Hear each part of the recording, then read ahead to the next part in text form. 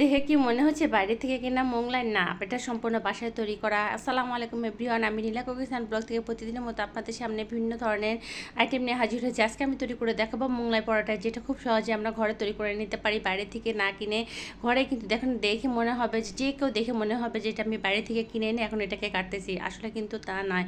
এটা সম্পূর্ণ বাসায় আমি খুব অল্প সময়ের মধ্যে এই মোংলাই পরোটাটা তৈরি করেছি। আপনারা কিন্তু যে কোনো সময় বাচ্চাদের স্কুল টিফিন, বিকালে নাস্তা, অতিথি আপ্যায়নে, চায়ের সাথে, কফির সাথে যেভাবে খুশি সেভাবে কিন্তু এই মোগলাইটা তৈরি করে নিতে পারেন অনায়াসে, এবং এটার সাথে খুবই জমে যায় বিকালের আড্ডায় বা বৃষ্টির দিনে যে কোনো সময় এটা আপনারা খুব সহজে তৈরি করে ফেলতে পারেন।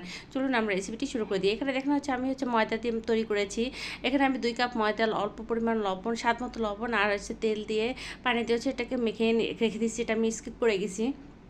ওইখানে আমি প্রায় 20 মিনিটের মতো রেখে দিয়ে রাখার পর বেশ খানিকটা সফট হয়ে গেছে, এবং ডোটা খুব সুন্দর করে আমি মাখিয়ে নিয়েছি যাতে স্মুথলি একটা ডো তৈরি হয়। এটা দেখুন, একটা আমি বড় সাইজের একটা তৈরি করবো, এই জন্য বড় একটা নিয়েছি, বড় দলা নিয়েছি, বা বড় যেটা বলেন লেচি কেটে নিয়েছি বড় দেখে, যাতে বড় একটা আমি 2টা মোংলা তৈরি করব।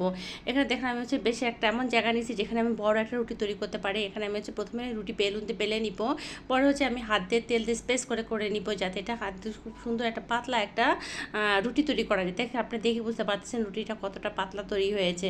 ঠিক এভাবে আমি পাতলা তৈরি করে নেব। আর এখানে দেখেন আমি পেঁয়াজ কেটে নিয়েছি, 2টা কাঁচামরিচ নিয়েছি স্বাদ মতো, এবং যে যেরকম ঝাল খাবেন সেই সেরকম ঝাল নেবেন। এখানে চিলি ফ্লেক্সটা ব্যবহার করতে পারেন। এখানে দেখেন আমি 2 চা চামচের মতো চাট মশলা অ্যাড করে দিয়েছি। আর চাট মশলাটা দিলে কি আপনার মোগলাইটা কিন্তু অসম্ভব মজা লাগে। আর সাথে আমি অ্যাড করে দেবো ধনে পাতাটা অবশ্যই দেবেন, ধনে পাতাটা দিলেও খুব ভালো লাগে। এখানে প্রথমে আমি একটা ডিম দিতে দেখবো যে এটা আমার ঠিকভাবে হয় কিনা, পরে আমি দেখবো যে 2টা ডিম একসাথে অ্যাড করা যায় কিনা। প্রথমে আমি একটা ডিম দিয়ে চেষ্টা করে দেখবো। একটা ডিমে যে আমি ভেঙে দিচ্ছি, ভেঙে দিয়ে খুব ভালোভাবে নাড়া দিয়ে দেখবো। নাড়া দেওয়ার পর আমার কাছে মনে হচ্ছে যে না, এখানে আরও একটা ডিম লাগবে। পরে আমি এখানে 2টা ডিম দিয়ে এই গোলাটা তৈরি করে নিয়েছি।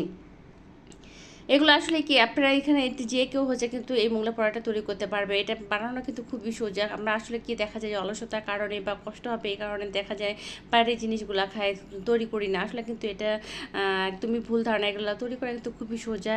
জাস্ট একটু আপনি আটা মেখে রাখবেন, একটু রুটি বানিয়ে নেবেন, ঝটপট কিন্তু এটা তৈরি করা যায়। এখানে দেখেন আমি আমার পরিমাণ মতো দিয়ে দিয়েছি এখানে। এখন এটা আমি যতটুকু দিয়েছি এটা আমার কাছে মনে হচ্ছে যে পারফেক্টভাবে ঠিক আছে। আপনারা বাড়িয়ে বা কমিয়ে দিতে পারেন। এখন আপনারা এটা যখন আমি ভাজ করবো তখন দেখলে আসলে বুঝতে পারবেন এটা কতটা পাতলা। এটা আমি পরাটা যেভাবে ভাজ করে ঠিক সেভাবে মোগলাইটা ভাজ করে নিব।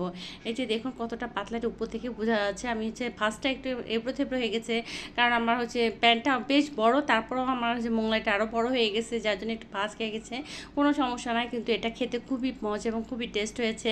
এই যে দেখুন আমার এটা ভাজা হয়ে গেছে। এটা মোটামুটি বেশ অনেকক্ষণ ভাজতে হবে, যাতে ভিতর থেকে সম্পূর্ণ ডিমটা কুক হয়ে যায়। যে আরেকটা আমি তৈরি করে দেখাচ্ছি আপনাদেরকে। এখন আমি আপনাদেরকে কেটে দেখাচ্ছি কতটা ক্রিপসি এবং কতটা সুন্দর হয়েছে ভিতরে। এই ছিল আমার আজকের রেসিপি। যদি ভালো লেগে থাকে অবশ্যই লাইক এবং শেয়ার করবেন, আর আমার পেজটিকে ফলো দিয়ে রাখবেন। সে পর্যন্ত সবাই ভালো থাকবেন। আল্লাহ হাফেজ।